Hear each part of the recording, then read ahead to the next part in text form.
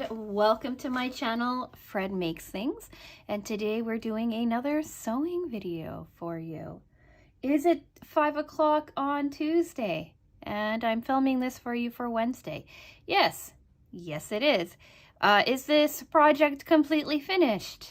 No it is not.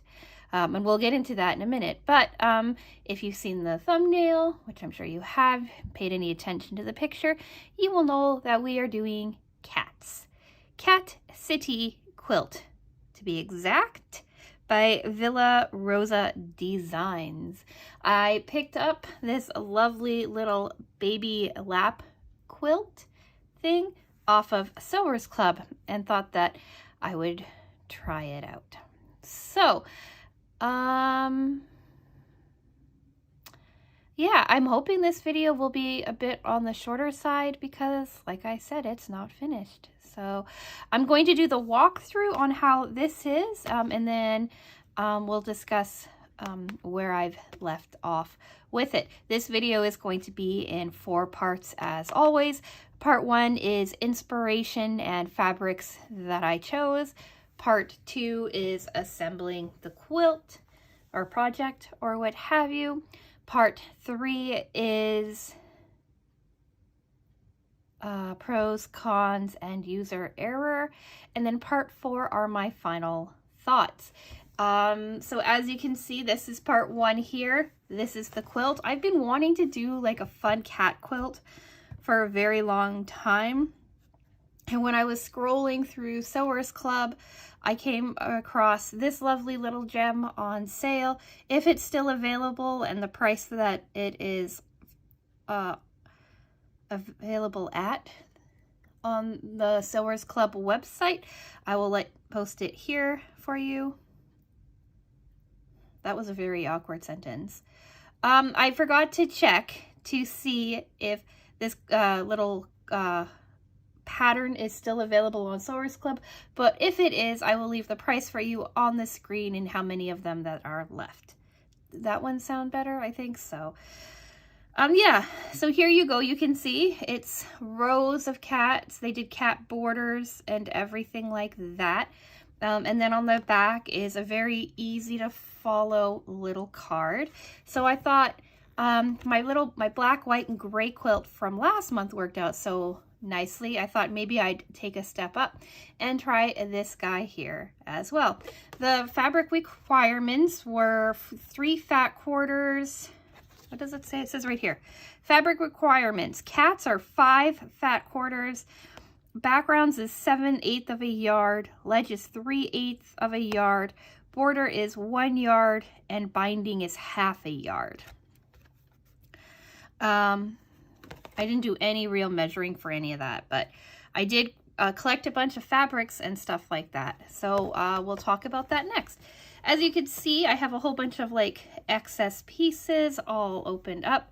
These are because of one of the steps for making the ears, or for making the backs, was to cut like larger squares. So I thought, or larger pieces. So I thought I'd save all of the offcuts, right? Do a second seam, save all of the offcuts, and now I have all of these lovely squares that I'll figure out what to do with in the future. But I thought that was really cool.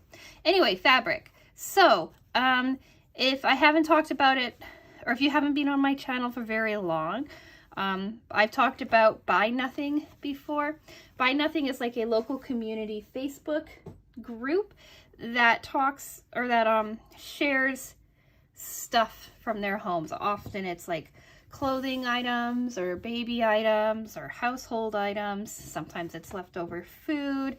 Sometimes it's crafting items. Kind of like a mishmash of everything. And I was gifted in September a bag of scraps of quilt piece of fabric scraps that this woman had pre-cut to make a I don't know what she was making with it, right? But she had all of these pieces pre-cut, and when I saw them, I said, ooh, I've been wanting to make a quilt, like a scrappy style kind of quilt. I'd love to have them, and she gave them to me. So I went through and I found all of these lovely fabrics that were cut to almost the right dimension that I needed them cut for this project. So that's where these came from. I thought that was really, really cool. The colors are, they work well together, and they almost, when they're together, give like a bit of a Halloween vibe in the color story, which was kind of interesting. But she gave me a whole bucket ton of like large squares. They're almost like they were ½ meters cut, or almost like they were fat quarters cut down, but they weren't quite. I have this left over, and then I have duplicates of all of this as well. So I ended up cutting out just like squares from these, and this is what's left. But I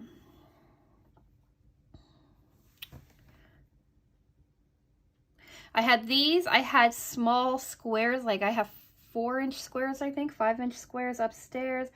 And I have some pieces from a jelly roll. Actually, I think I have the entirety of a jelly roll as well.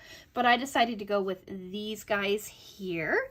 And then I also went with some other pieces that I had floating around upstairs. I kind of built this as I went along using what I had still available. So these are the colors. This is the quilt. Let's talk about assembly. So we're into part 2, assembling the project. So I'm used to the way that Sewers Club lays everything out. So this one was a little bit different for me. Cutting was almost the majority of my time, it felt like. So we had to cut, it says from each fat quarter, we cut one 8.5 by 22 inch strip into 4 3.5 by 8.5. So instead of telling you what you start with and into, I'm just going to tell you what your final pieces are going to be. So I needed 4 3.5 by 8.5 pieces, 4 3.5 by 6.5 pieces, and 8 1.5 by 1.5 pieces. So you needed 4 3.5 by 8.5 pieces. This was for the front of your cat. The 4 3.5 by 6.5 pieces was the back of your cat, and the 8 1.5 by 1.5 pieces was the ears from your cat. They wanted you to use 5 different colored fat quarters for this, but what I did instead is I did 10 different fabrics, and I cut out 2 of each thing. Like I halved it because I have double the color choice. But yeah, so I cut out all of the pieces first. And then I turned to the background. They wanted you to cut 4 3.5 strips of your background, like the width of your background, into 20 6.5 by 3.5 inch rectangles. Again, I just kind of I had this black left over from last month's quilt, so I just decided to use that. I started with the scraps first, and I kind of cut what I needed. So I cut 20 6.5 by 3.5 rectangles, and then they said cut 8 1.5 strips, leaving 4 whole, which I did. And then I needed 20 3.5 by 1.5 inch pieces and 8 9.5 by 1.5 inch pieces. And again, instead of doing a whole bunch of strips from the scrap pieces that I had left from cutting the 20 6.5 by 3.5 strips, I just cut more of that. So cutting took a while, but I didn't want to have a whole lot of scrap left over, and I was trying to use up the scrap that I already had instead. But I ended up getting to where I needed to be at the end. Then you needed to make a ledge, and what I did for these is I just took 4 of the jelly rolls pieces that I had, that I've been like messing around with in several videos that you've seen. One was from my temperature quilt jelly roll that I first started with, and 3 of them were from the ones that I was experimenting with over the summer. But I ended up swapping out the beige one that you see in the photo because I didn't really like how it looked with the rest of the quilt. So I swapped that one out, and I think it turned out a whole lot better. And then for the border, I did that last. I wasn't sure what color I wanted to emphasize in this, and I wasn't sure what I wanted to do with it. Like, I thought I could use some Halloween prints that I picked up.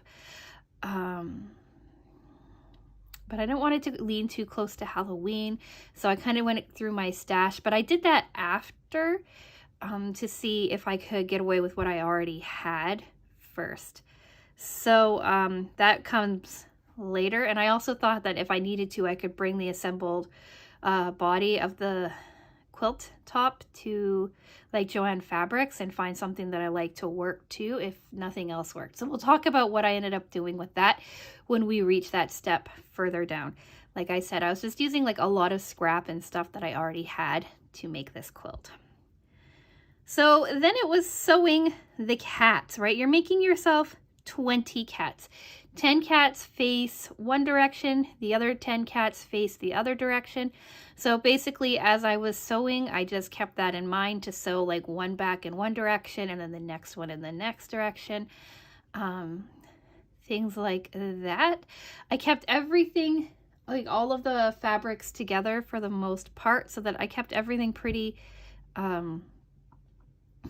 organized in my mind as I was working it.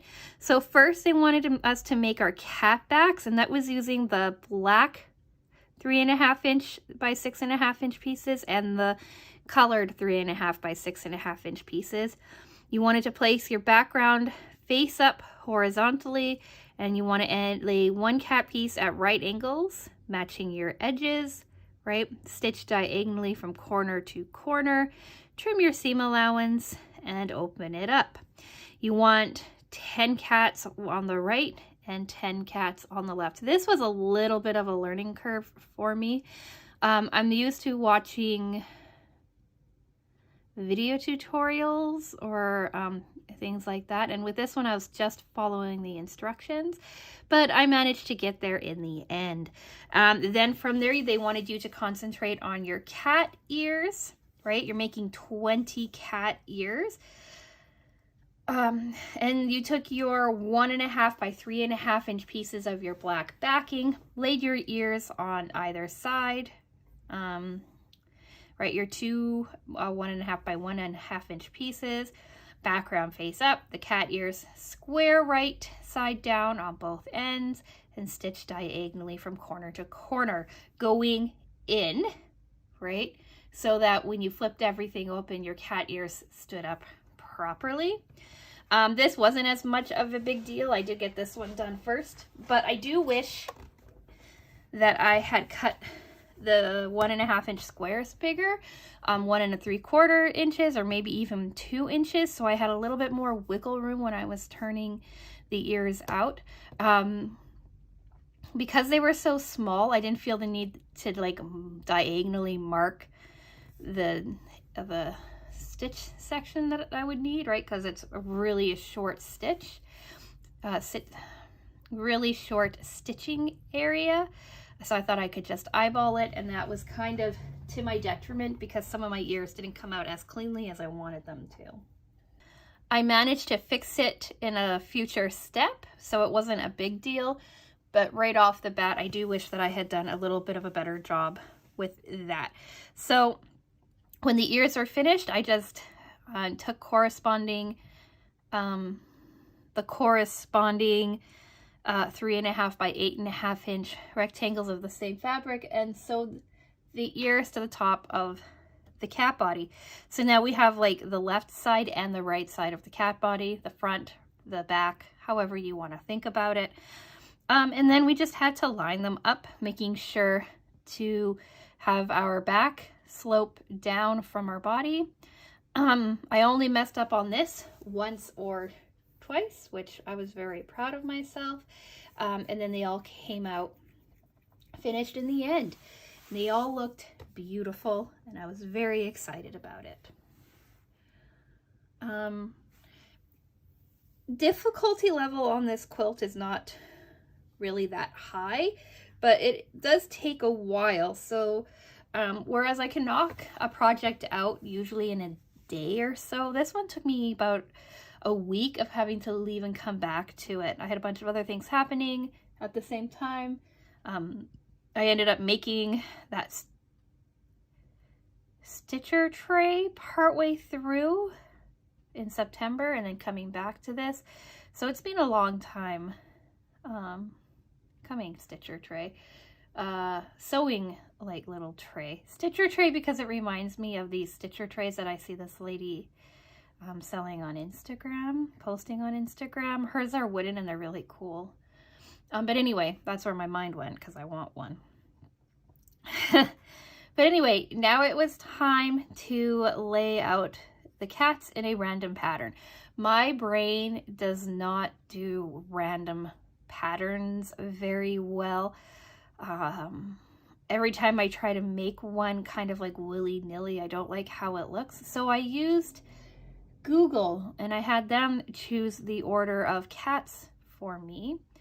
And I laid it out and didn't like it completely. So I moved a couple of things around and liked the finished project. So I call it random, but my husband calls it planned because I didn't completely trust Google's order.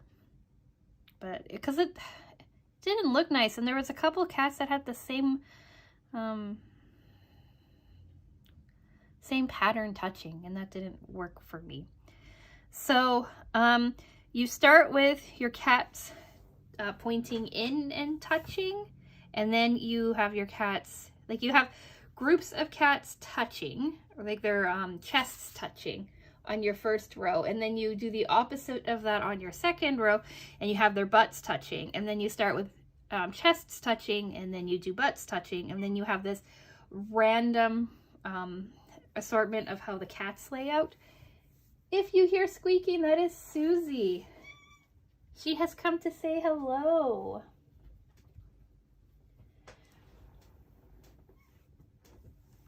Vincent, her foster brother, went to his new home on the weekend, and she's kind of lonely now.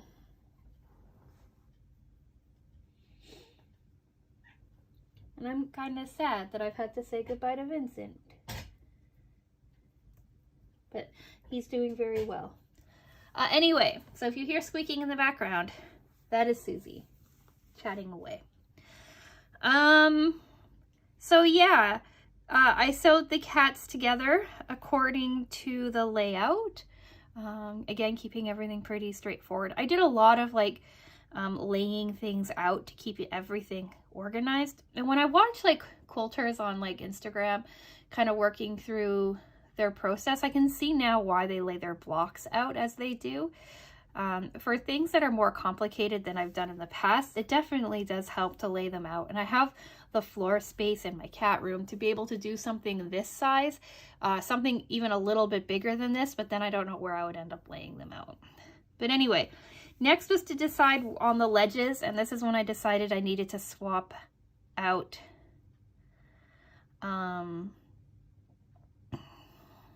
that one beige one that you saw at the beginning for this much brighter color. I don't remember which one was which. I should have looked at the photos first, but I did these 4 colors, and then I just kind of made sure that that 2 of the same color on the ledge didn't quite like go with each other. So I kind of like there's like a purple and a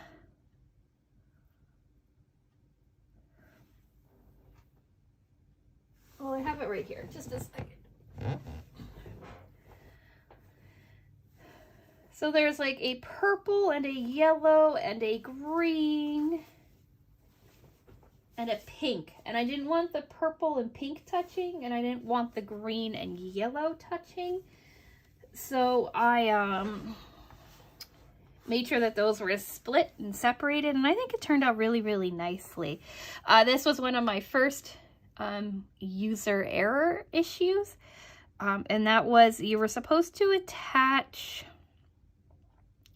some 1.5 by 9.5 inch strips of your background piece to the cats first before doing the ledge, and I did it in the opposite way. I did the ledge and then I cut the ledge down to fit the cats rather than adding that black backing piece first. This is also, yeah, so I needed to rectify that in a future step, which wasn't too difficult.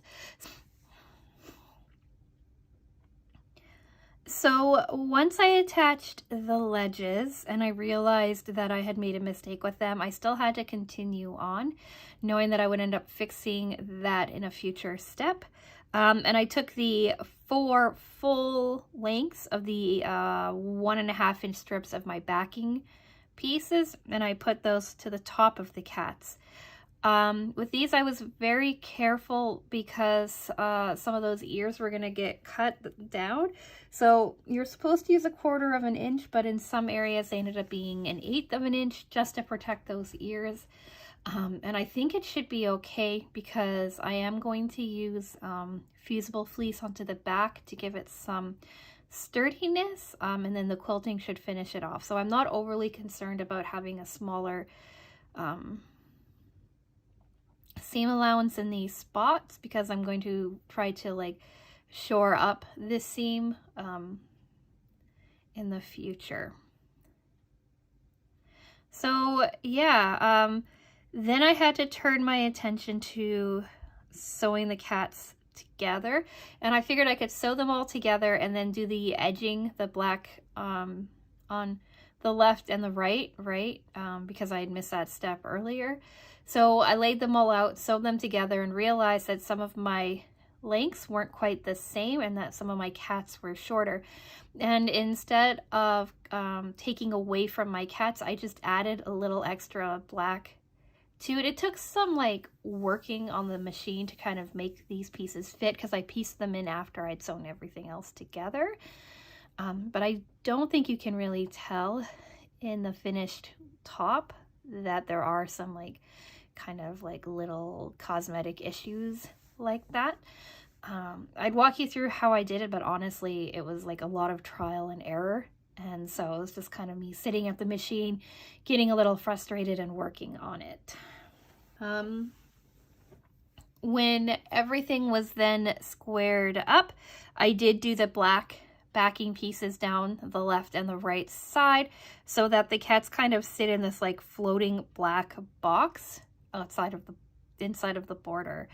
Then it was time to focus on the border. I didn't want to use any of the Halloween prints that I had picked up because I had decided I didn't want it to be too close to like a Halloween-y kind of throw. I am considering donating this to like a Christmas raffle or something like that for the rescue that I work with. I'm not sure yet about that, but it is a thought.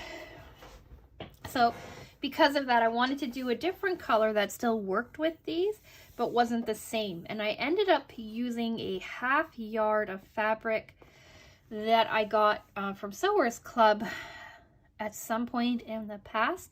It's this really soft peachy pink coral fabric that you're seeing on the screen.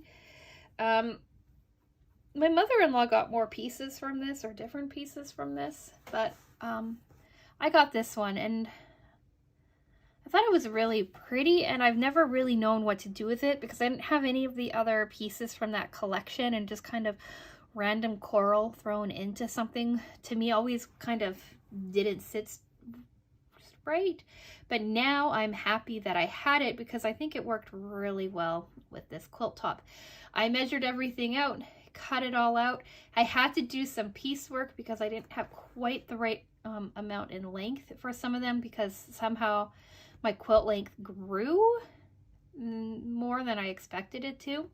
Like the finished size is supposed to be 48 by 56 inches or 42 by 56 inches, and I believe that it's bigger than that. The exact size of it will be up on the screen for you as well. But I had to piece it together, and I also cut wrong a little bit. So I did have some piecing to do, but I don't think that it's too noticeable, except on the bottom where I had to add in almost 8 inches of fabric for some unknown reason. Like, I don't understand how it happened, but it did. So I just added pieces of the ledging fabric to the bottom, and I think it turned out kind of cool, kind of neat. If I'd been thinking, I would have done it like matching on the top to make it more balanced, but in general I think it looks really cool as is. But yeah, and then it was all sewn together, and then I decided I needed to bind it, and I decided I was going to do fusible fleece on the inside. I thought about maybe doing batting as well because I have batting, and then I didn't like the gray or this green minky fleece that I picked up. The gray was from the black and white check quilt that I did in September, and I wasn't feeling it for this one, and because I went like peachy and stuff on the top, I didn't really like the dark green that I had picked up to go with it either, so I was kind of stuck in limbo, and I didn't know what I wanted to do, and I sat on it for too long. Like, this has been waiting, what, 2 weeks, 2.5 weeks, 3 weeks for me to finish, and I just couldn't decide. I finally picked up the binding last night. It's just going to be a black binding, I think, but I still don't know what I want my backing fabric to be, or fleece to be, or anything like that. I didn't have enough time to wander through Joann last night and pick it up, and when I came home I decided I think I want to have something soft. So I don't know. I don't know what I want to do with it, and that is kind of why this quilt is not finished. I can see now why quilters can take a while to get their stuff done, because this one took me a while. This might be one of my longest ongoing projects that I think I've had, and it's not done, and I'm not sure when it is going to be done. But I'm sure, where is it, that you want to see the finished top. You basically have, right, that was that last photo with the coral attached to it. It's too big to show you on here very nicely, but I did want to show you some of the user errors up close. So that's what we're going to do. So if you see here on the edge, right, you can see that this ledge here, actually, let's title this Pros, Cons, and User Error, Part 3. I need to trim it all down still too. But like this ledge here is supposed to run all the way over, and now we've got this black strip here instead. So like that is one of the user errors. What side is it on? Piecing. I think it's on the other side. Please excuse all the cat hair. I do sew in my cat quarantine room. And because this isn't finished or anything, it hasn't been washed or cleaned up. So here you can see here's a strip. Here's, like, I don't know if you can really tell, but here's a strip to make this match, right, with this piece here, right? So this cat's a little bit shorter. This cat is fine. It looks like I blew through here a little bit, so that's going to take some, like, a little repair work. I knew that though.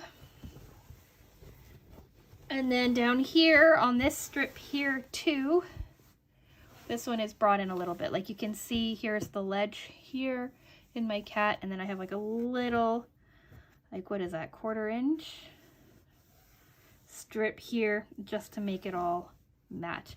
My ears, not all of them are perfection, but I think that that kind of adds to the cat.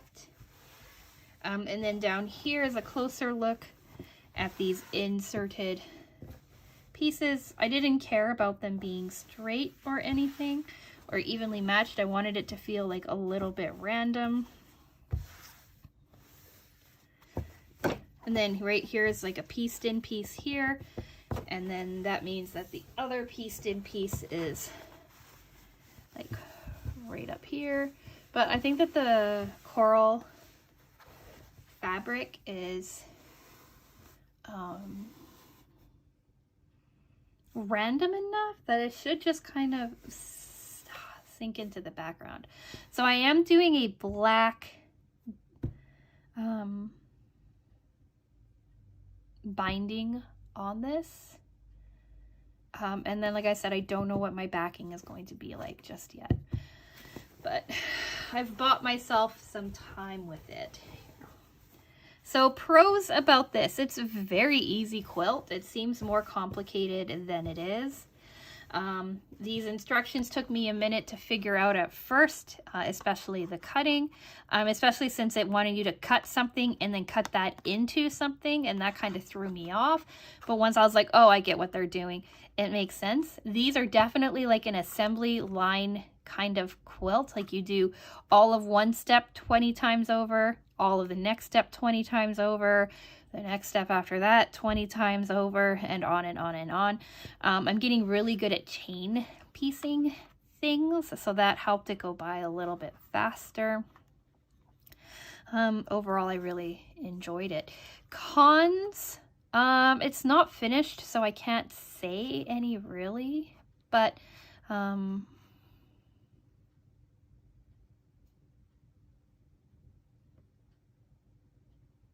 I don't think there is any. Like with this basic cat block, I think you can make this as big or as small as you want it. Like I'm thinking of turning them into some toss cushions with some of the extras that I have. I will say that if you followed how to make these cuts like this, you are going to have a bit of scrap left over. If I had followed them properly, I'd be able to tell you how much is left over, like I would during like a Sewers Club project review. But because I was using scraps and stuff that I had laying around, I don't have any definite kind of, this is how much you'll have left over. If you're curious about that though, let me know, and maybe I'll make another one of these and figure that out for you. Let me know if you want that. I would just end up adding it as like an addendum or something into one of these other ones. But yeah, I think that's the only con. Like this, following this was really good. Again, the end was just like quilt and bind. And I'm like, okay, great.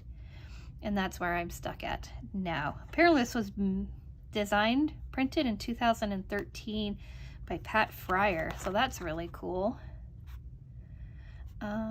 But yeah, so let's do final thoughts and sign off. Also, we're going to do a temperature quilt update as well. I forgot to say that at the beginning, but here we are at the end, and I just remembered I wanted to do one. So, we'll do final thoughts, temperature quilt, sign off. You would have seen this when I did the part 1, part 2, part 3 business. I would have added temperature quilt too. But this is brand new information to me, sort of. Anyway, final thoughts. I like this quilt. I like the styling of this quilt, and I'm tempted to pick up other quilts, cat style quilts like this, to kind of compare and contrast the differences between them. I'm really liking this black background with these colors. I think it just makes everything really pop. Has kind of a retro kind of vibe to it as well. Which I'm really enjoying too. And I just really like how everything is coming together. I also really liked the colors that the person that I got these pieces of fabric from. I really like how she worked with it. I really like her selection, and I think this is great. I really like the selection that she did in the other squares that she has too, that she had pre-cut. And I'm excited to make something out of that. Not as big a fan of the jelly roll that she has, but that's okay. I'll come up with a use for it as well. So all in all, I think this is a really great quilt. And if you are just starting to get into piecing things together and quilting, I think this one might be good for you just because of all of the repetition. It really helps you kind of get that, that kind of thing down.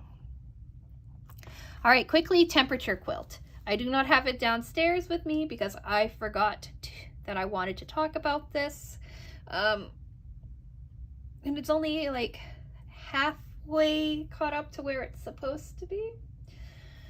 So I let the quilt sit for almost a month without working on it because, again, I'm busy doing other things. But then I came back to it about, what, 2 weeks ago or something, and caught myself up on it. And right now I'm about 4 days behind, so I need to go upstairs, sew the last 4 days on. So the photo that you are seeing in front of you is everything that I am caught up to today, Tuesday, October 24th. I'm going to cheat a little bit and put in today's temperature colors as well, even though the day hasn't ended, just so that you can get a really good idea of all of them together. I cannot remember where I am at a row, but I'm guessing we're just starting a new row somewhere in the beginning of the row. But here we go. The weird thing that I'm finding about the temperature quilt, and I've said this several times, but I thought my gradient would be smoother and softer. But it looks like it was cool out and then fire for like the entire summer and then cooled off. And I thought, ooh, we're getting more into the cooler temperatures. But then we had like fire again at the beginning of October. And we've had some really interesting highs and lows. So I think we're heading back into cooler temperatures again, and that there may be some semblance of a gradient, but I don't think it's going to be as drastic of a gradient as I had thought it was going to be. I'm still really enjoying it, and I'm really happy that all of my squares and everything have been coming out nice and clean in the same size, and there hasn't been a lot of mistakes. I'm starting to think about sashing on it too. I have a whole bunch of white and black and gray and beige strips left, and I'm wondering if I should do kind of just like a conglomeration of the strips that I have left over for my sashing. What do you think? Do you think I should order a solid strip of something that matches, like a solid white or a solid black? Or do you think that I should just do like the 4 colors that I never used in this quilt for my sashing? I'd be really curious to hear what you'd have to say about all of that. So I think that that's it for this video. I said it was going to be short and it is not. Shocking. When this is done, you'll probably see it on Instagram first. So if you want to see how it looks, you can follow me over there. But it is definitely on my list of things I need to finish. Next week's project is almost finished as well. But this won't be in next week's video. This finished one, I'll pop it in when it's finished, but it's probably not going to be until sometime in the middle of November or late November. I have no idea. But yeah, let me know what you think about it. If you want to see more of my sewing content, every single Wednesday is sewing videos. Next Wednesday is a first attempt at a quilt as you go pre-printed batting project that I picked up from Missouri Star Quilt Company. The week after that should be our Sewers Club unboxing. Then something else. I'm not quite sure yet. And on we go. Fridays are our long-term time-lapse videos. So if you want to watch some time-lapse of me painting some stuff to some nice music, that's on Fridays. I think this is like our last week for our paint by number cat before the complete time-lapse, but I could be wrong. And then Mondays are miscellaneous. This past Monday was our Sophie and Toffee Pixie unboxing. Next Monday is going to be our resin review. And because you're sitting here till the end of the video, I'll give you some sneak peeks. So we've got this guy here. These are what's sitting right in front of me. So I got this guy here, and my favorite thing from this month's project is this guy here. Like, how cool is that? So if you want to see me talk more about these guys and me making them and stuff like that, tune in on Monday. I'll be talking about those. So yeah, think about subscribing if any of that sounds of any interest to you. I'm tiny and I love new subscribers. And now I think I'm going to go. So like this video if you liked it. Made it to the end, or like me in general, you know, any of those things. All the likes helps with YouTube in some capacity or another. And with all of that being said, I'm going to go because I feel like I'm losing my voice and I'm not sure why. So yeah, thank you so much for watching. Look forward to seeing this finished sometime in the future. And I will talk with you again soon.